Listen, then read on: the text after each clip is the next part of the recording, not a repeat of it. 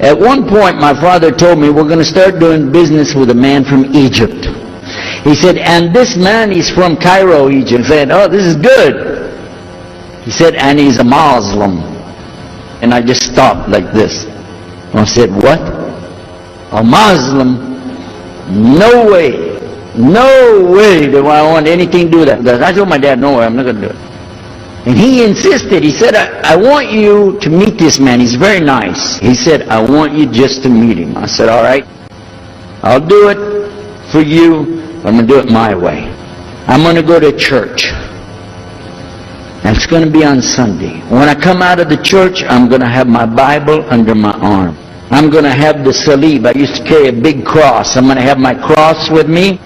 And I'm going to have my hat that says, Jesus is Lord. And I'm going to have my wife, born-again Christian, with me. And we are going to get this demon, devil, infidel, Muslim, and we're going to show him Jesus. And this is a true story, by the way. We went to church. Strangely enough, the preacher was preaching out of the Old Testament about salvation coming at the time of David, which really puzzled me, because according to Christianity, it's coming through Jesus. And it really, that opened the door for me, but that comes up later in the story. Now, when I get there to my father's store, I'm looking around, you know. I'm looking for somebody wearing, you know, a long white robe and some kind of black, you know, thing over that, with a long beard, and I guess I was looking for me, wasn't I? I said, where is he? I'm ready. My father said, he's over here. I said, where? I said, here. This is a normal guy.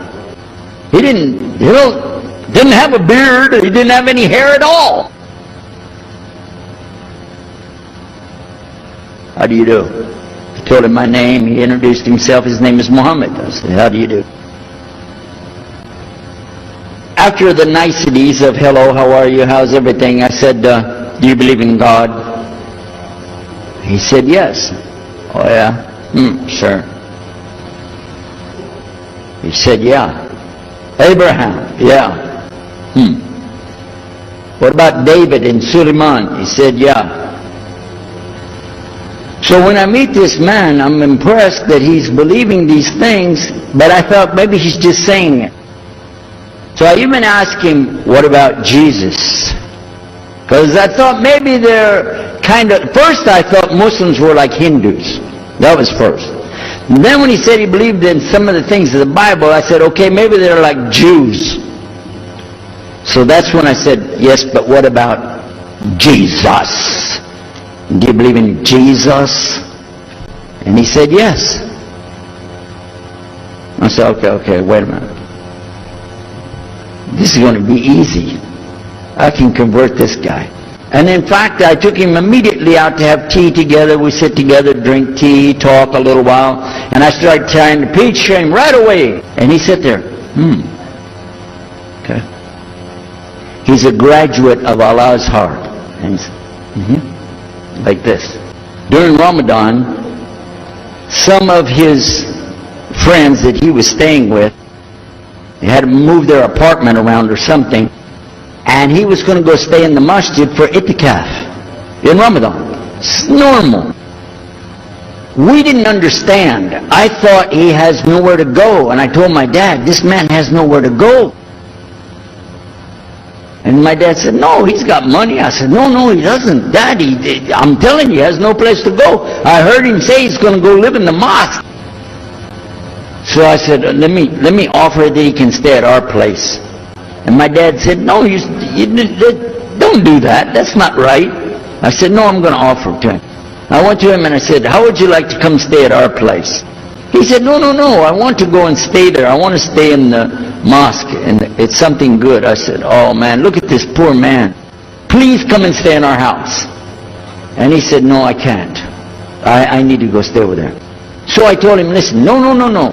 I want you to come and you can pay. You can pay money and stay with us. He said, how much? I said, $15 a week.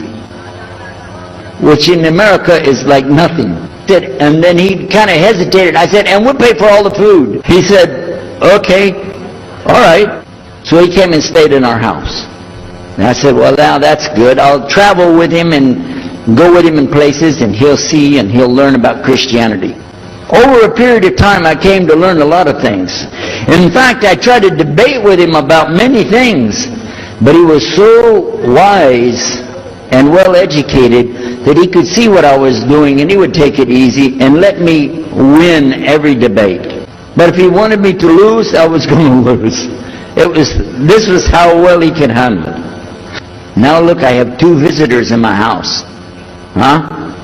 One is a Catholic priest, the other is a Muslim. And I'm thinking I can get the Catholic priest and convert him to be a Protestant.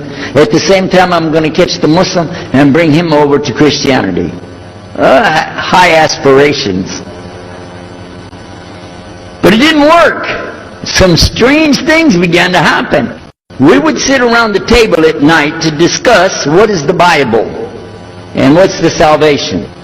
My father has a Bible. It's called King James Version.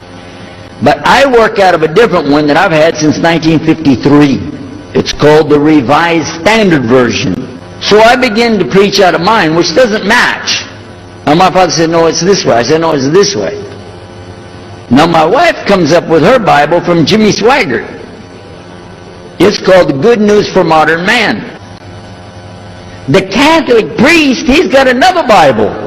And I never even knew about this subject until then. And he's saying this, and I'm saying that. My father's saying something else. My wife's saying something else. And all the time, Muhammad the Muslim is sitting over there like this. So we asked him. I guess it was me asked him. I said, well, how many versions of your book, your Quran, do you have? He said, the Quran has no versions. There's only one. It's original. It's in the Arabic language. ذَلِكَ الْكِتَابُ لَا رَيْبَ فِيهِ. This is the book that has no doubt. Hudal al-Muttaqin. It's guidance for those who have taqwa for Allah. So when he's telling us that the Quran is one, I'm going, huh? And it's in the original language. We still have it. You know what I was thinking? He's lying. I was sure he was lying because he could see the problem we were having, and he just sat back and made that up. But I don't know Arabic at that stage, so I don't know what to say. You know, maybe, I don't know. And he left it at that. He didn't try to preach. But it put a big doubt in my mind now about, we got all these books, he's got one, and la rayba fi, no doubt in it. So another time we had another discussion that came up. Now this time I went to the other preacher who had the cross. And I was asking him, I want to be able to explain the Trinity. He said, you know the Trinity. I said, yeah, I know. But I want to know the way to explain it so a human being can just understand it. He said, okay. It's like an apple. Just take an apple. The apple has a shell around the outside, the skin. Inside is the meat. Inside of that is the seeds. Okay? 3 things, 1 apple. That's the way. I start going back. I'm going to tell this Muslim about the Trinity. But on the way, I remember his arguing with me, his way of debating with me. I said, no, he's going to tear me apart. As soon as I say seeds, he's going to say there's more than one. So it could be 7 or 8 or 9 or 10 gods all rolled into one. No. It's got to be special. It doesn't work like that. Let me go back and try again. So I went back to him. I said, what if he says there's more than one seed in there? He said, okay. He said, okay. Forget the apple. I said, okay. It's like the babe, the egg. Use the egg. The egg has a shell. Inside of the egg is the white. Inside of the white is the yellow. 3, 1 egg. That's it. That's good to go. Now I start going home again, and it hit me. Wait a minute. The egg could have a double yolk. God becomes 4, just like that. I'm not going to ask him again. So at the market one day, I saw a man, and I was talking to him because I was listening to some things that Muhammad had told us about the belief in Islam, Allah is one. And so I was telling this guy, you know, I got some doubts about the Trinity. He said, you a preacher, you have doubts? I said, yeah, it doesn't make any sense. It doesn't make any sense. How could three be one? He said, okay, look. You see me? I'm one man. I said, yeah. See my wife? Yeah. It's one person. Yeah. See my son? Yeah. Three. One. One family. It's the family of God. Use that. I said, there you go. The family of God. You don't get very far on that one, and you realize right away they could have another kid just like that. But worse, they could get a divorce. You want a God that can get a divorce? Huh? So we ask Muhammad, we say, okay, what do you say about God? What do you think he said? أعوذ بالله من الشيطان الرجيم بسم الله الرحمن الرحيم قل هو الله أحد الله الصمد لم يلد ولم يولد ولم يكن له كفوا أحد. Boy, that's exactly what I already think, but I can't admit that. But I could see for sure God is only one, and that, so I totally forget the Trinity thing. My dad never did believe it anyway, so he had no problem with it. The priest asks the Muslim, can I go to your church with you? The mosque. He said, sure, come on. Well, he went, and they came back. So he took the priest aside, come here. What do they do? What do they do in there? Tell us, what did he do? He said, no, they just stand there like this, and they pray, and they leave. I said, what? They pray and leave? I said, yeah. Okay, what kind of music do they have? He said they didn't have any music. No music? How in the world are you going to worship God without music, man? So I asked him, Muhammad, you guys don't have any music? He said, no. So then the priest asked again another time, he wanted to go back to the masjid again. He went, this is middle July 1991. He went to the masjid, so they didn't come back. All night we're waiting. What happened? Very late they came back. And when he came in, I looked, there's Muhammad, I recognized him. Who's the guy with him though? He's wearing a white jalabiyah, white dress like this. Has a white pillbox cap on his head. And I looked at him and I said, Pete. His name was Father Peter Jacobs, but we're not, Catholic, so I don't have to call him Father. I said, Pete, did you become a Muslim? He said, Ashhadu an la ilaha illallah, Ashhadu Muhammad Rasulullah. I said, oh my God, this is too amazing. Now here I'm preaching to the people and I'm trying to change what I'm saying, and here's a priest just became a Muslim. My father's saying it's a good deal, it sounds all right to him, and I don't know what to do. So I decided I'll talk, make mashura. I talked to my wife. We have an apartment upstairs. We were in our apartment up there, and I'm telling her, a priest became a Muslim today. What is that? And can you imagine what they were saying about the Quran and saying about this and so and so? All of a sudden she said, I want to get a divorce. Whoa. It's not the subject, but what happened? She said, no, all this talking about religion and talking about Islam, and so I can see. I said, oh, no. No problem here. No problem. I said, you thought I was just observing somebody else, and I'm not interested. Trust me. I don't want to be with those Muslims. Last thing I want to do is be with a Muslim. No way. Just put your mind at ease. She said, I need a divorce. I said, where are we going with this again? What's the problem with that? What happened?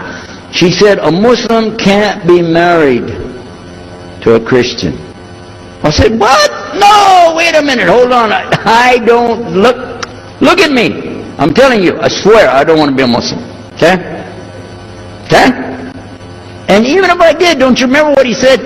A Muslim man could be married to a Christian woman. It's not a problem. But I'm not saying I won't do it. I'm just saying it's not a problem. She said, that is the problem. A Muslim woman can't be married to a Christian man. I want to be a Muslim, so I need a divorce. I'll never forget, I was sitting right on the edge of the bed, just sitting there, and I almost fell over. I said, at last, I can tell the truth. I can say it. I didn't realize that she liked the idea. I was afraid. I said, okay, the good news is, I too want to be a Muslim. You know what she said? I don't believe you. I said, no, really. I was just saying that because, but for sure, just so you know, I want to be a Muslim. I've been thinking about it. I want to be a Muslim. We're both going to be Muslim. Alhamdulillah, this is going to be great. Right? You know what she said? I don't believe you because you're either lying right now or you were lying 5 minutes ago when you said you didn't want to be a Muslim. And either way, I don't want to be married to a liar. So get out. So I started leaving. So I went to get to Muhammad and I woke him up. I said, come, you and me, we got to talk. Come with me. And we went outside the house and we walked those country roads until the time for the dawn, the sun to come up at dawn. And all that time I talked to him about what's it like to be a Muslim, how do you have to believe, what do you have to do. Let me hear all of it now. And no more playing a game. I'm not debating, I just want to know. Just tell me. Just tell me what's Islam. I need to know what I need to do. And he told me everything and I realized this is it. I got to make a decision. This is a big deal though. And he told me, okay, this is up to you. You have to go make a choice for yourself. I can't help you. I said, oh my God. So when he was praying Fajr, I decided, I've been watching this man praying this direction with his head on the ground. It's so beautiful to see a man humble himself, put his head on the ground to the Rabbil Alameen. Let me try that. So I sneaked off somewhere where nobody could see me, illallah. And then I found a place, a board there, and I bowed down on the ground and I put my head down on the ground on that board there. And by the way, I'm pretty good at speaking, especially in prayers. I used to make so long a prayer, they wouldn't let me say the prayer at Thanksgiving because the food would be cold. Okay? So, but I put my head on the ground and only these words came, no more words, just this.